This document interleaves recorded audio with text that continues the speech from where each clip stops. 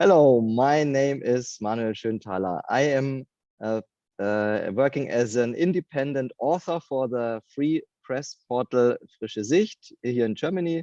This is my first English-speaking interview today. I'm also working as a psychological consultant, I would say, or as an empowerment coach, mindset mentor, working with people that are about to realize their dreams. And I have this interesting podcast format, which is called Just Fucking Do It, where the name is Program. It's about telling stories of people that are just fucking doing it. So following their dreams and helping or with their story. And that's the purpose of this interview series, is actually to give an insight of their story. And today I have my ex-colleague, Barbara Basalgete. Did I pronounce it right? Basalgete. Basalgete. Almost. Welcome, Barb. Thank you. Thanks for having me. We worked together in a US cybersecurity company a few years ago and did some business together. We had a quite close relationship. Somehow even we didn't know about each other's inner journeys or things that we do on the spiritual way. And somehow we connected together. And after a few years now, and I thought like, Barb is doing some interesting business. And therefore, I invited her to this podcast format. So, Barbara, how would you introduce yourself? What are you doing? What am I doing? Well, what I'm doing these days is making food as medicine, I would say. I have a restaurant that's a plant-based restaurant and also a juice bar. And we are selling locally made, locally grown, seasonal food with ingredients that are seasonal and local. And we make sure that the plates are balanced, are nutritionally balanced. So our thing is really about, just teaching people to nourish themselves. I mean, we're not vegans or anything, it's just that we love, we've always been, veggie field. We like, vegetables. So it's just the joy of making vegetables delicious and complete, because everyone thinks that, you don't eat enough or, but it's actually also just a smart way to eat, so that even for the planet. So, our idea is to have people to come in, enjoy nice veggie food, and also to be able to, because the whole idea of nutrition, right? If we really think about nutrition, it's the most important thing. If you feed yourself good foods, especially minerals, your body functions optimally. I mean, so then it goes then to the mind as well. It's your body's the first layer, so eating, and feeding it with good food actually makes an impact on the rest of your, being. So that's what I do. And I also teach yoga. I've been practicing yoga for actually since my daughter was born, because it was 13 years ago. I've basically, got asthma, from that. After that, I don't know if it's related, but then I was asked, I was recommended to do some yoga to help me breathe, and as I, practiced, it was really, I mean, it helped me learn, better how to breathe, but other things were happening, it's just that awareness was happening. So it's really like, yoga was something that actually led me to what I'm doing at the moment. Because it was a practice that, I mean, I didn't know what it was. But whenever I practiced and I came, to my home, which is here, my perspective of the world changed.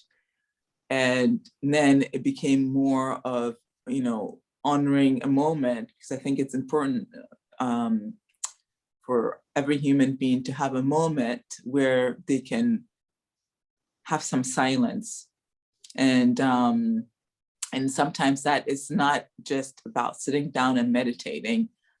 Sometimes you can just, you know, be washing dishes and totally like, no, everything's quiet, you're just there. And, you know, you connect to something that is real. And so this practice of yoga just kind of opened me to that, in the sense that I do have a choice. I mean, I could have, you know, a day where I just let things happen, or I could have a day where, you know, if I set, you know, if I connect to myself at some moment, and I'm able to choose how I, you know, perceive things. So, you know, over the years, it just became more and more important for me to choose something that was, you know, that made me happy, because it became, all of a sudden, like you realize that there are things maybe in your life that, like, you know, that need to be changed. So, you know, once you become conscious of that, you almost cannot go back. And if you continue to stay in that, you know, situation, if you're conscious about it, life just kind of finds a way to push you to do it. But that is more painful most of the time, because it's has to. So for me, it's just been really, I mean, I haven't observed, you know, a bit of the journey. You know, I've just basically come to a place where, you know, I want to be able to, especially right now with COVID, and, you know, yeah, for me, I feel like what I can be of service to people is to help them feed better their bodies, and then from then on, you know, other things will happen. So, talking about change and journey, these were some topics that raised my interest. So how was actually your journey before you came to make own drinks and do yoga? well, it was very different. I was, yes, basically, I mean, you know, I have had such a, yeah, I mean, you know, from I mean, being born in Ghana, and, you know, having, you know, I moved to the States when I was 13. And then when I was about 20, I had a study abroad in Martinique. And then I met, you know, my husband there. So we basically, you know, had an opportunity to either live, you know, in Martinique or in France at a certain point. And in the end, I lived in France for a year, and then came back to the States and lived in the States with him for 10 years. And then, because, you know, for me, Europe was much more, having had lived in France at that time, Europe was much more, you know, appealing to me than the States. I went, you know, we moved to France. So I've been in France since then, which is 16 years ago. And yeah, and when I was in France, what had happened was, because I have a very diverse background of, like, I mean, my first job was, I worked for as an editor in an association, you know, doing the newsletters and things like that. It was a nonprofit environment, you know, and it was a nice cocoon, very, you know, like easy, you know, you pretty much have like vacation time and everything happens like periodically, nothing, just a nice cushion job. And that was in DC. And after 8 years, I just got bored. I mean, it was just, it's that thing, some desire of like, okay, something needs to change. I don't know why, but like this. And so basically my my colleague, Brian, I don't know if you remember Brian Correa. And he was the guy, he was the US, so anyway, he was like, hey, would you happen to know someone who wants to work from home and travel, like travel in different places all over the world, And I was like, me.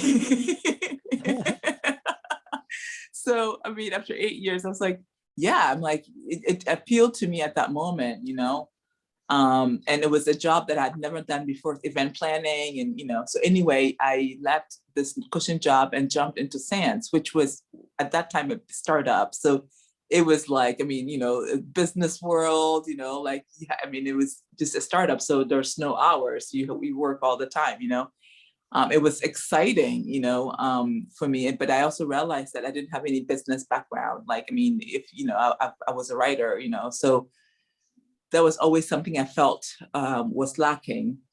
So anyway, I had, when it was time for me to move from the US to France, this was 16 years ago, I asked if they wanted me to, like, we could develop the SANS in Europe. So, but in the end, they wouldn't do it. They couldn't do it. So I just, went I went to France and went to business school. So after business school, when I got out, I was about to open a restaurant. And then I got a call from someone at SANS, this had been 2 years after I had moved, right? They contacted me just as I got out of business school. I mean, the weirdest timing, where I had the choice, okay, do I go and open a restaurant, like, because I went to school to open a restaurant, or do I, go back to this job that initially had, like, so in the end, I chose to do SANS, which I felt like, was the best training for me, actually, to become an entrepreneur. I mean, because sometimes, the reason I didn't choose to go to become a restaurateur was because I wasn't ready. But I needed the training somehow with a job that, so that happened. And then basically, this is where, after a couple of years, and then, with the yoga, I just realized that, I mean, deep down, I mean, I'm someone that is about, I'm not, I have definitely an entrepreneurial spirit, but it has to be aligned with my passion. It has to be something that is just like, and health has always been a passion for me. It's always been, something that I thought was just natural, eating well and, all that. So for me, up until the moment that I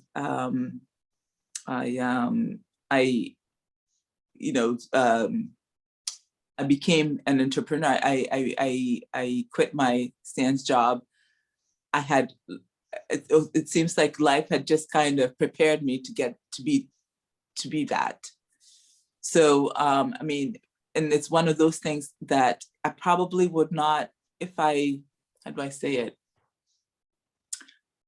I mean, I quit my job without any question because I believed in it, that's the other thing too. And I mean, being an entrepreneur in France, we opened in 2006, for the last 5 years, has taught me like so much, but it's not stuff that I learned in business school. I mean, it's funny because I'm like, definitely not. You learn when you're doing the stuff. And I mean, we did a lot of mistakes. I mean, we were just, how do I say it? Very naive, but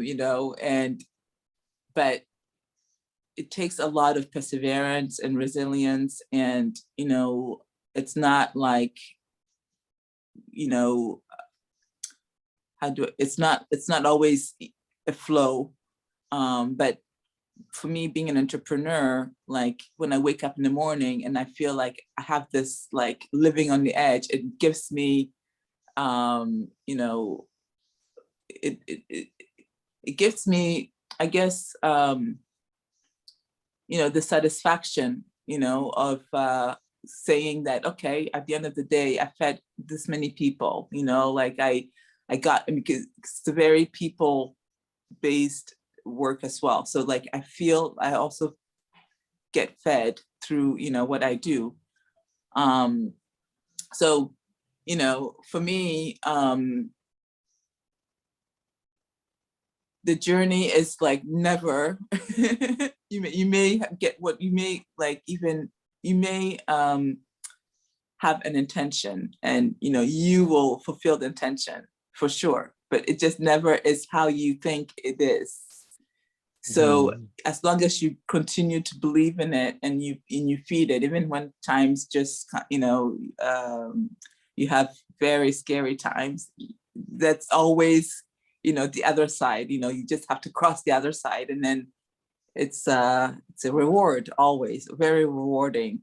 And I mean, right now, even post-COVID, I just see so much opportunity. Like, it's incredible. Like, I mean, it's finally all the things that we've wanted to see in our own, like being the change in the world, you know, we have the opportunity to do that, and it takes courage.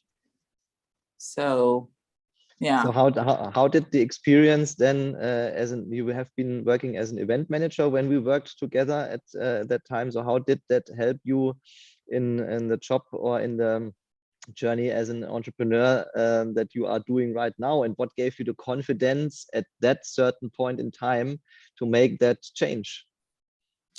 Well, for sure. I mean, that experience with Sense was like, the event management was amazing because, like, I mean, you know, we did it so much. It was just cookie cutter, right?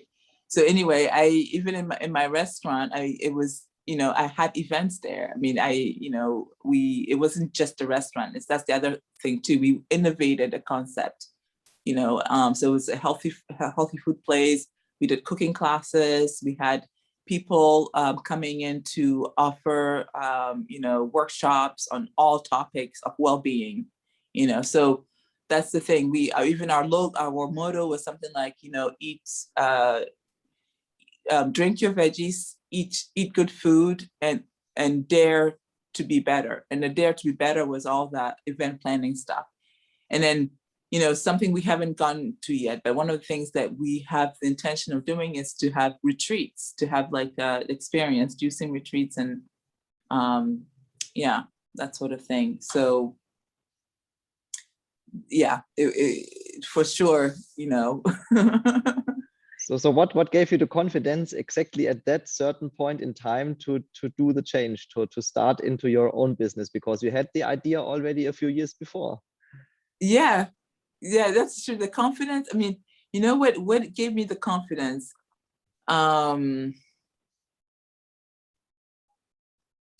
It was because I was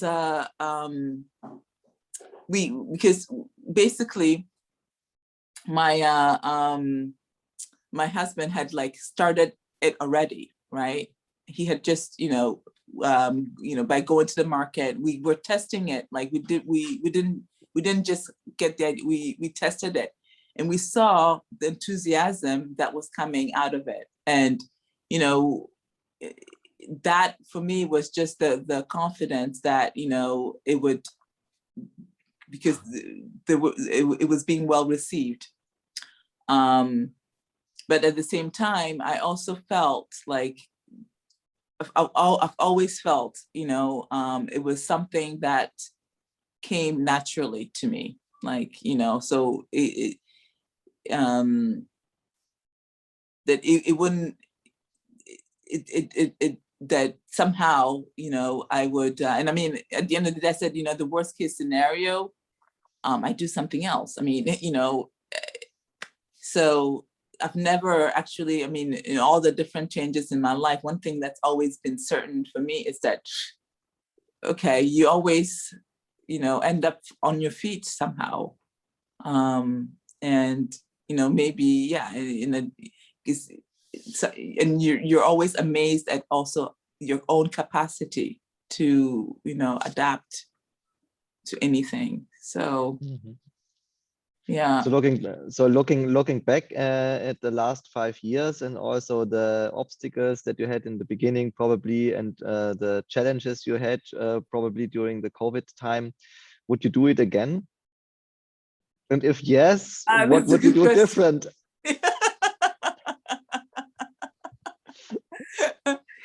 Yes, I would do it again. I mean, yes, because because right now I can't even imagine,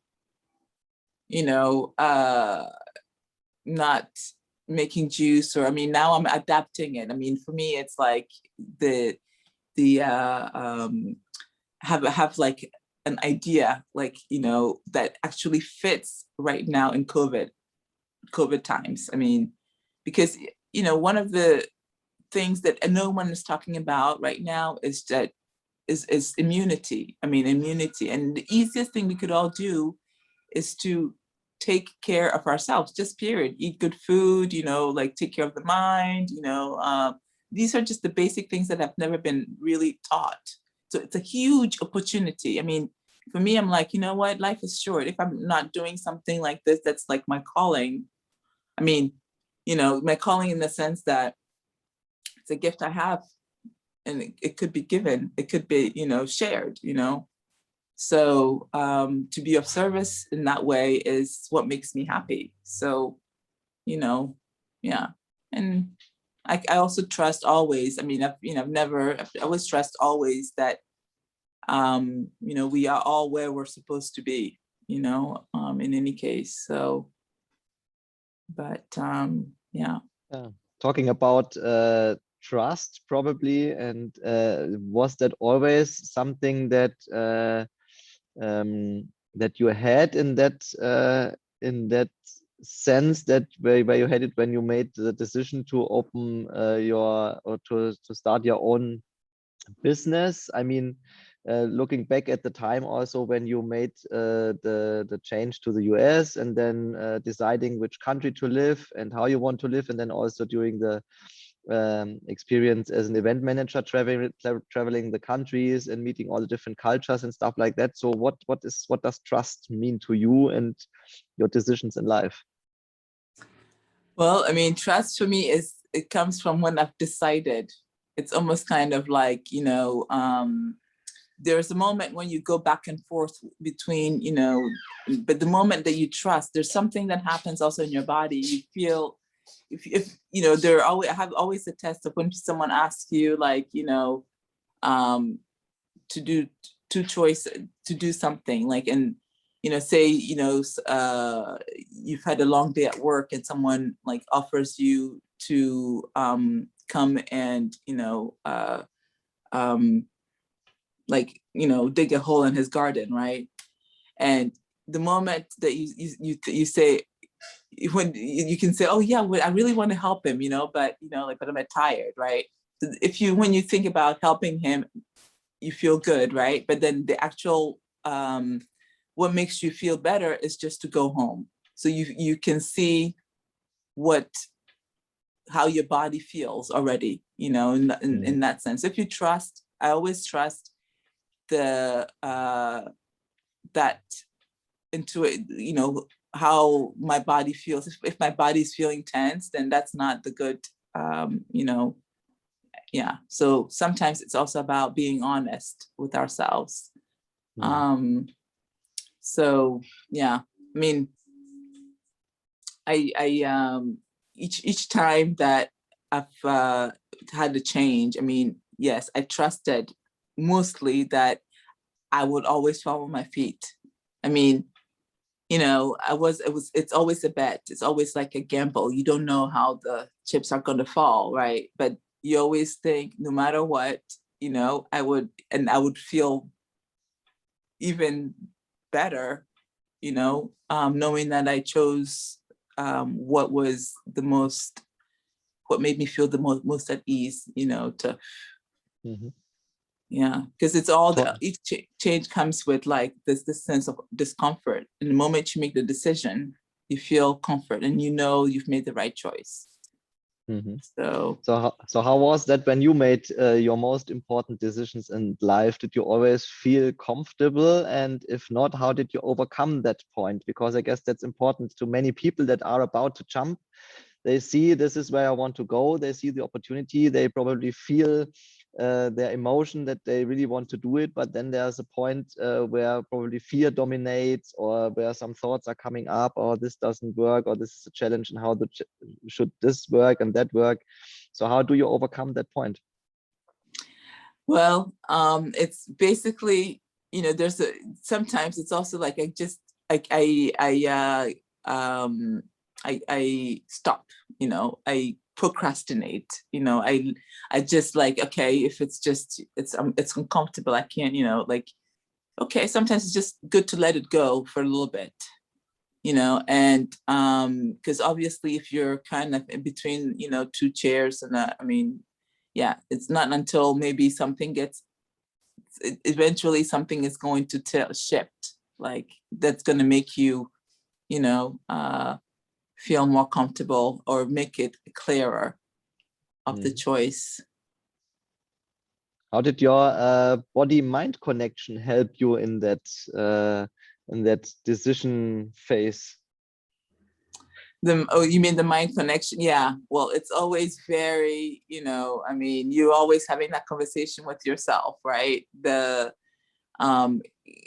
it's the two conscious, like basically it's about, okay, I could do something that's like the most pleasurable, right? Or I could make a decision that is maybe the less pleasurable, but the most long-term, you know. And so my mind is constantly doing this debate and you know, sometimes sometimes it is a practice, but you know, sometimes, okay, the short-term one wins, and sometimes the long-term one wins, but it mostly depends on the moment. And this is also one of the reasons why, you know, in a way, self-care is important, because you are able to make more decisions from a place of a centered place if you have some, you know, self-care for your, you know, self-care to kind of balance the mind and the body stuff. Because I mean, at the end of the day, we are mechanical, and we have, you know, I mean, we are spiritual beings in a human experience, and the human experience can be limited, you know. So it's as long as in the end, you know, who is making the decision. Is it the mind? Is it the heart? Is it the body? You know, is it this intuition, this, like, you know, there's all these layers that interplay. Then the mind should not be the one that is leading. It shouldn't be the one that is leading. It should, you know, the heart should be the one that is, you know, bringing the mind to its side so that it can work together. But if, you know, if the mind, you know, is able to take hold, then that's when we make these decisions that like take us on the full cycle, full learning cycle, back to the point where we finally, you know. So it's always that, yeah, the mind. And it's not like we always say, you know, we always give the mind a bad rap, but the mind is actually a good tool. It just wants to be told what to do. So how was it then back, looking back at that business period, business time where we met also, where there was a lot of mind decisions, a lot of logical decisions, a lot of business, financial, number related decisions. I mean, when we worked together and met there, we didn't know about our spiritual beings. So that's a part of our lives where we connected back now after going through the different journeys.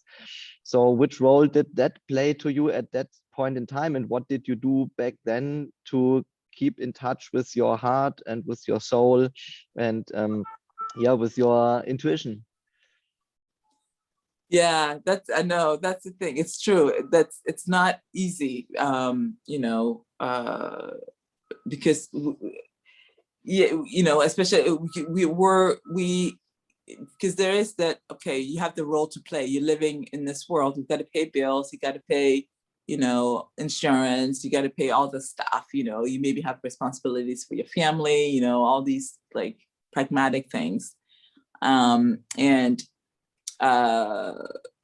you know, coming from like, you know, when we were working at SANS and everything was, you know, pretty, you know, concrete, mind-based, you know, like this is, you know, yeah, it's for me, it's been a good teacher as an entrepreneur now.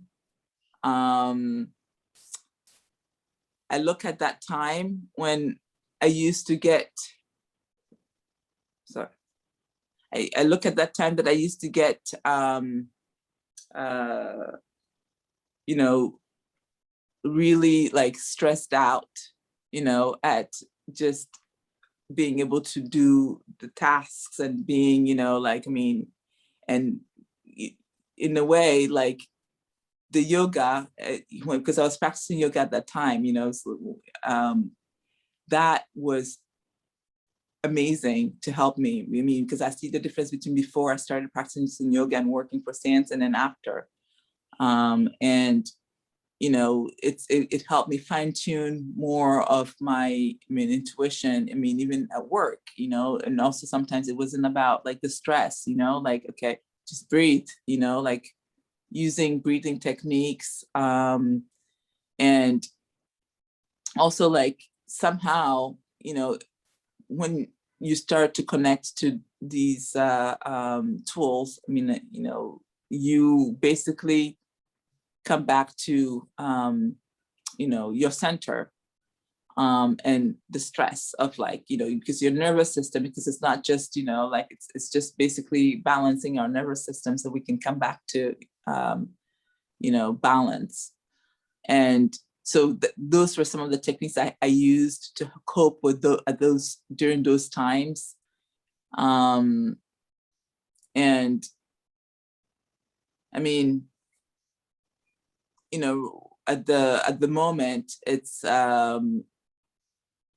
because at the moment, I mean, when I look back at the decision, like, I mean, okay, of course you can look back and say, oh, gosh, you know, like, okay, I should have maybe have saved money a little bit more, or I should have, you know, gotten like the cheapest thing here and there. I mean, because you know, because now as an entrepreneur, your mind is much more tuned to certain things, but at the same time, these are not things that you, how do I say it? It's like I can look back and say I could have done this, but these are not things that I wouldn't be learning them if I didn't make the mistakes. I mean, you know, because that's the other part of entrepreneurship, is that you're going to make mistakes, you're going to, you know, and it's the best way of learning. I mean, I seriously, like, you know, I mean, I can't tell you how many times I was like, oh, you know, especially in France, you're like, oh, what did I do? You know, like, I mean, yeah, I can't tell you how many times I was just like, okay, I'm folding it in, you know, I'm not making any money, you know, like it's just all this like, but then you realize that it wasn't like the system, it's because you just didn't know the system. And so definitely, I mean, yeah, if you're embarking on a adventure like that, you know, definitely like do the right things about like knowing, having someone to basically accompany you. I think it's worth the money, like to have someone who knows the business structures to accompany you so you can get the best structure that's aligned for you.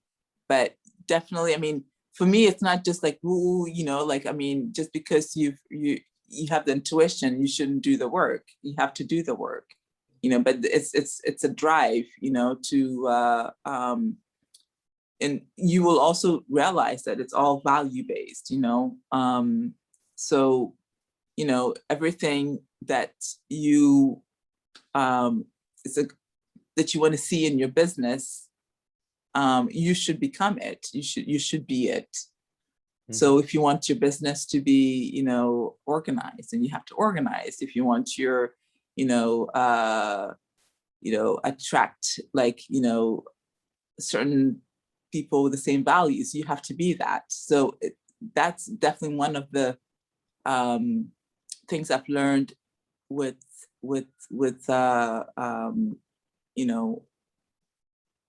your expectations of the business is to become what you basically want to see the business, to be. And, it's really, and the thing about it is that, it's not always easy, and that's the challenge, because then you also realize that somehow things you will have events happen that will, help you acquire those, become that thing. But but it's for sure. I mean, I always say, life. I mean, I had remembered. There was a guy who had this quote, and he said, if you're not living on the edge, then you're taking up too much space. Mm-hmm. And for me, this is one of the, I mean, for me, being an entrepreneur, also, it's important to be honest with yourself, is to know, do you have what it takes? Because it's something that is like 24/7. And, you be tested, and so you have to have that thing in you that is constantly wanting to adapt and to, it's resilience. So, So is that the drive you have? So the constantly adapting thing? Is that something that drives you, that supports you on your journey? Absolutely, yes. That's a huge surviving.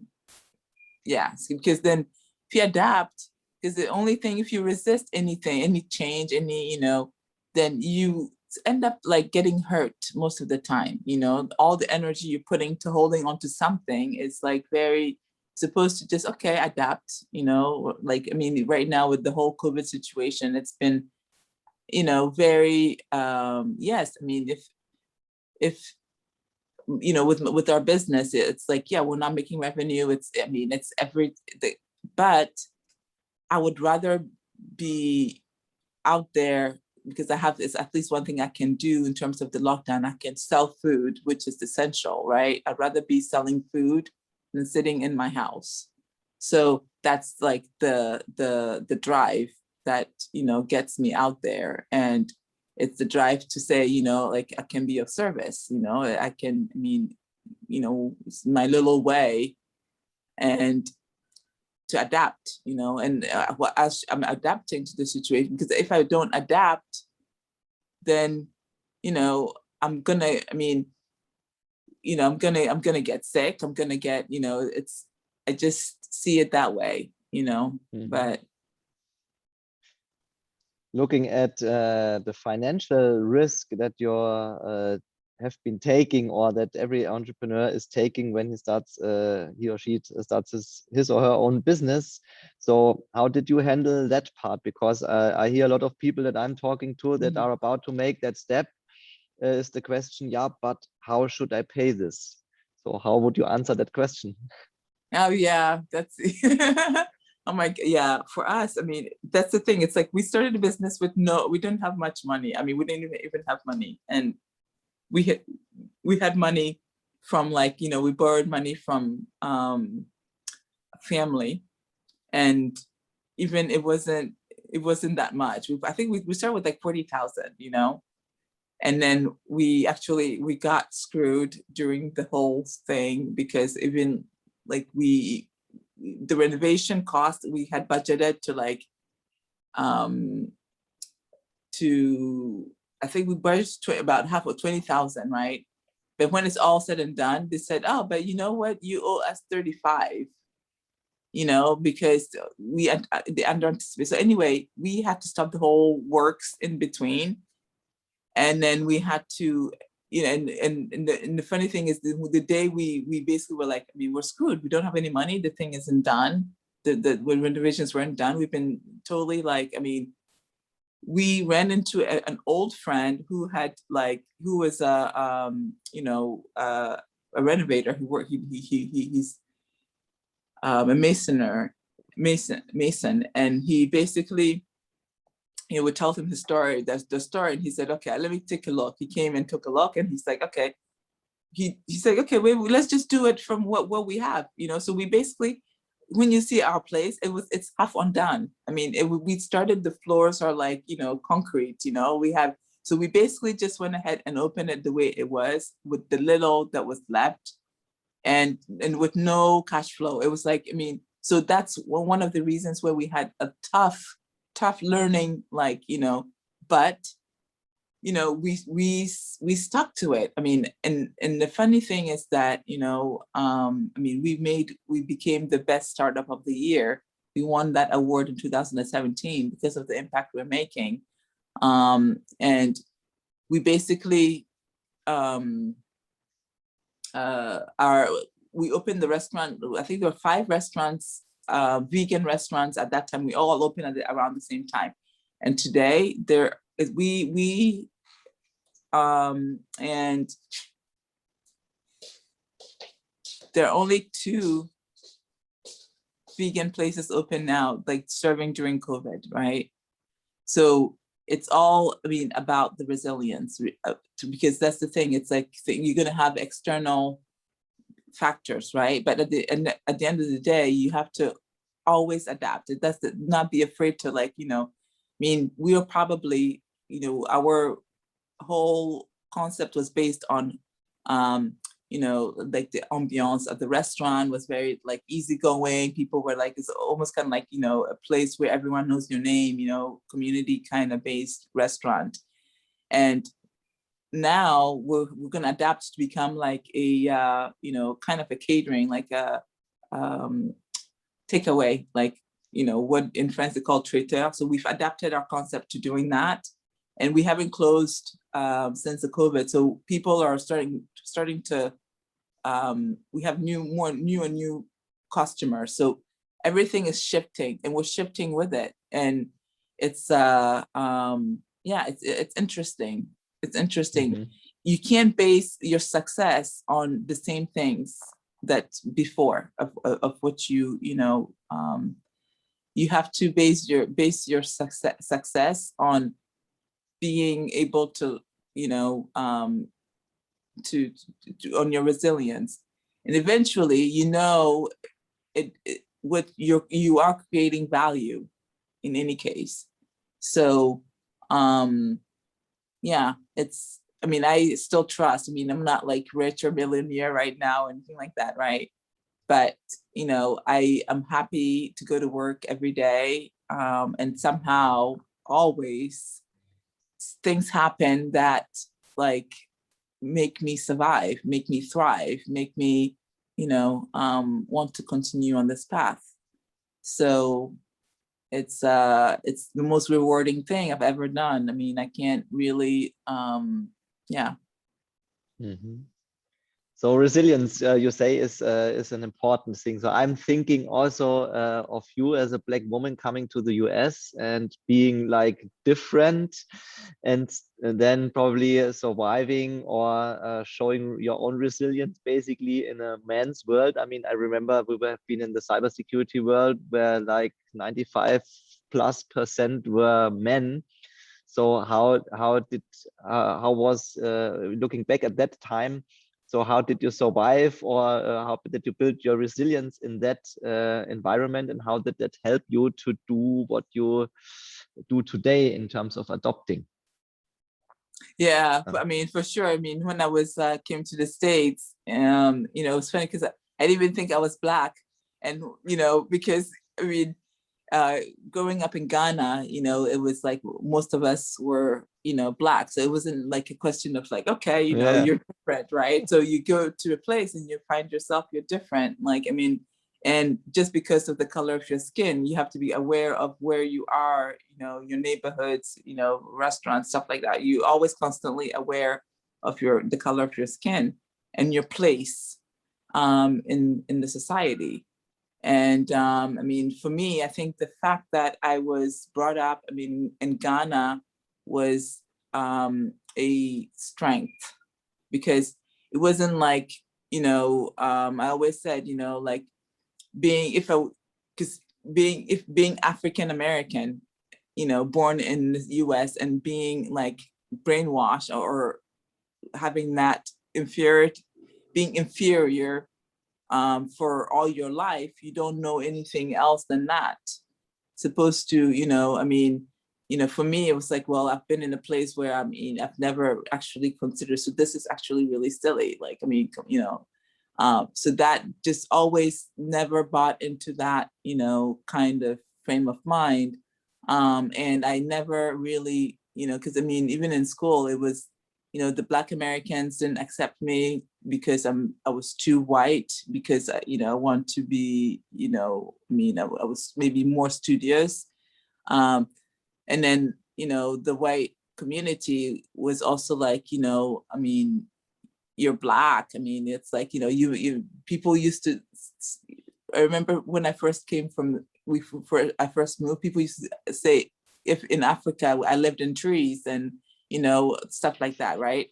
So all these things just made me feel like, well, it's not obviously true. So these people are ignorant. So knowing from a perspective that it's just a matter of ignorance, they've never been, they don't know. It's the same thing with also being in a, constantly in a place where I'm like the only Black person, or I'm the only, woman, or, that sort of thing. And I, because it's funny because even at SANS, it was always really like funny, because the woman, I mean, it kind of reminded me of actually of Africa, right? Because it's like, the women are in the back doing everything, really, and the men, I mean, the men are like, everyone has their role, but I've never really, felt like, felt the inferiority within myself. I just, was just like, they just don't know the truth. Everything is just kind of illusional anyway. So yeah, so that's kind of that kind of perspective has helped me kind of overcome, like, those things that would usually hold me back. Yeah, I mean, even in France, it's like also like that.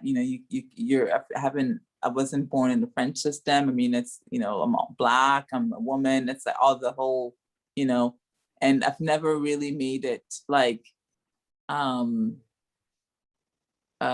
hold me back, because I also feel that when you treat people just in general, like as, I mean, even sometimes with feminism, I always question, that if that was I mean, I'm very, grateful, and I'm very recognize the work of feminists. But then I also feel that, we could have a feminine way of governing, of leadership, that is like, I mean, I think about Angela Merkel, for example. Like, I mean, she is like an embodiment of someone that is like, just just a good human being, a capable human being. And that's the kind of, perception that I would like to give to people in general, not to see their gender, but a human being, that has certain certain values. But so it's also about how you perceive people, basically, and is it also about a mindset somehow, how you feel yourself? Yeah, it's definitely a mindset for sure. I mean, I think that, you know, I put in a mindset that is just, you know, I know my own truth. You know, I don't, and everyone has also the right to have their own truth, but that does not sway me from, you know, from being who I am. And at the end of the day, you know, yes, sometimes it's a pain in the ass when you know for sure that you're being like, it's obvious that, you know, you've been discriminated against and all that. I mean, I can't tell you how many times, like, I've tried to, even like things like Airbnb, right? You know, you just like, because of the color of your skin. And I thought I was the only one. I saw there are other Black people that also, you know, complain that they get refused. You know, that those sort of things, actually, yeah, that could be, you know, frustrating. But you know what? At the end of the day, I always say I'd rather give, you know, I always feel that life somehow always gives you what you yourself are vibrating anyway. So I know, for example, like if it doesn't work out, then it wasn't meant for me.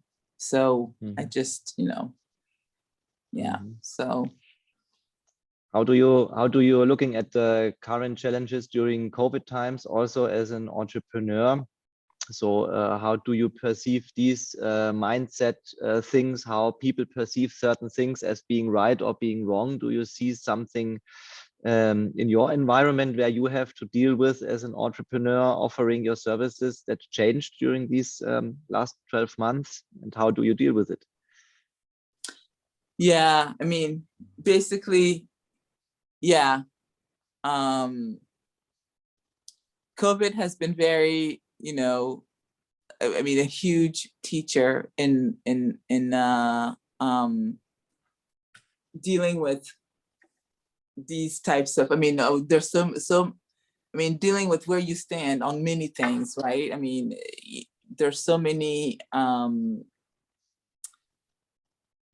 views, you know, there's the like, for example, wearing masks, and I mean, you know, the not having I mean, for example, even at the restaurant, you know, we've had some, you know, people sometimes want to like, oh, can I sit down? Can I, you know, like, I mean, and can I use the bathroom? You know, like, I mean, all these different things that make you feel like if you want to abide by the law, you know, you can get a fine, you know, or if you don't abide by the law, you can get a fine. But at the same time, it's your human stuff that's like, but you know what? Yeah, if someone wants to go to the bathroom, maybe you dealing with those things have been very, you know, interesting, you know, and I mean, there are times where, you know, I am also frustrated with this whole thing. With, I mean, I just when I looked at, I mean, I can go into it and, you know, try to justify out the numbers, all the things that are not coherent, and the reason why we're being, you know, restricted, you know. And then of course there's the other factor where people are saying, oh, but then you're going to be selfish, you know. So there's the factor of being selfish, because you don't want to, you don't want to restrain yourself from people that are could be more vulnerable.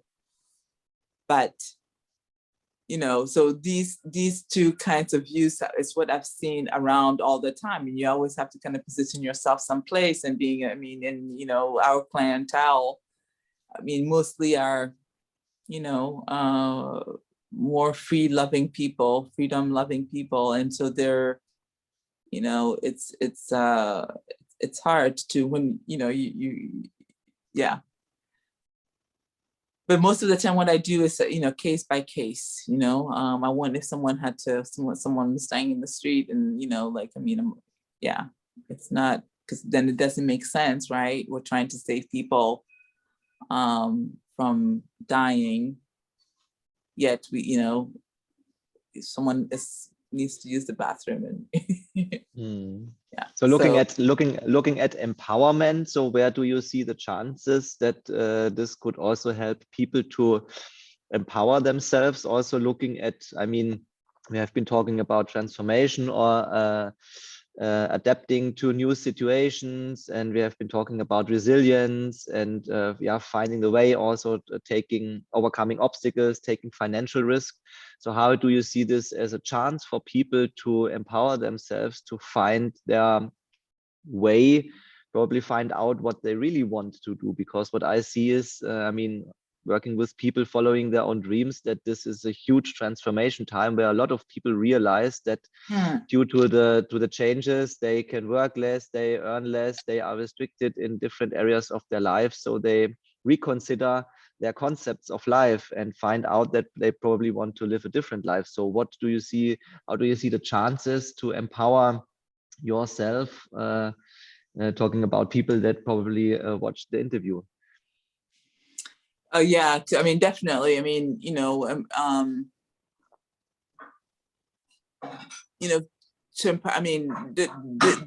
For me, it's just to know that there's so many opportunities right now. Everything is changing, so it's about it's also presenting us with, for me, COVID is also like, it's been a huge disruption of everything in life. Everything is just like disrupted. So it's like, this could be the opportunity to like finally make that life change that you've always wanted, and know that, what are you to lose, in a way, right? Because, who knows what is going to be intact after, everything falls into place. But we're not going back into, I don't think that we're going to go back to the same, the world we knew before. It's going to be different. So, this is where I see that, we have to be the creators, for sure, of this new world. It's not like we have to wait until things are back to normal. It's like, no, this is it. This is finally the chance to say, okay, this is what I've always wanted to do. I think it's actually more, urgent now than it's ever been before. Mm-hmm. So yeah. as a last question, probably, Barb, to round this up, because I guess we touched many interesting topics. So what is your wish for yourself for the next months or years, for your future as an entrepreneur? And what's the wish for all people that are currently looking at jumping into their own thing, and also probably your wish to the society? Oh yeah, I really gosh, I wish that this, we were able to turn this situation from, lemons into lemonade, where we can, maybe be a world where we have more, close-knit, like being, working, doing more things with our community, our locally. Maybe getting to learn more about our own, where we live at the moment, because if we're not going to be traveling, to just learn a little bit of our history of our own countries, of our own environment, of our own traditions, or, and then also I see maybe a society that is a bit more, helping each other, like maybe, we collaborating, even businesses doing a lot of synergies. We don't have to have these huge companies, but we can have networks of things, and then also to have more climate friendly businesses, or ideas, innovation come up, so that, you know, we don't have to pollute the planet. And then also mostly, you know, I mean, for me, I, you know, want to be able to have, you know, the opportunity to, like, I mean, empower people to feed themselves well, you know, because I think as society, first of all, if we take care of our bodies and our mind, you know, as a way of life, we can only, like, you know, fulfill also, like, the things that we desire the most, and in our potential. So, I mean, yeah, I hope that each of us, you know, if each of us wakes up into our own potential, we could actually turn this thing around. Mhm. It's critical. Barbara, thank you very much for taking us into your journey of life, into your journey as an entrepreneur, going through these exciting times and sharing your story with us. I hope that there are a lot of people out there that got curious and got some ideas to rethink their own journey and probably take some inspiration to jump and just fucking do it. Barb, Thank you thank so you very much much for your opportunity. interview. And to all the listeners out there, thanks for watching. Bye bye. Bye-bye.